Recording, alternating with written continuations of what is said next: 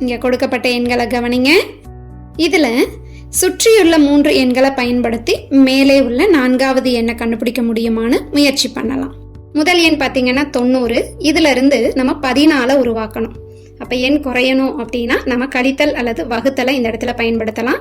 இங்கே நம்ம வகுத்தல் செயலை எடுத்து பார்க்கலாம். இப்போ 90 5ஆல் வகுத்துருங்க, மீண்டும் 2ஆல் வகுத்துருங்க. அப்போ நமக்கு கிடைக்கக்கூடிய எண் 9. ஆனால் நமக்கு தேவையானது 14. அதனால இதோட ஒரு 5 கூட்டிடலாம். இப்போ இதே அமைப்பு 2வது படத்துக்கும் பொருந்துமான்னு பார்க்கலாம்.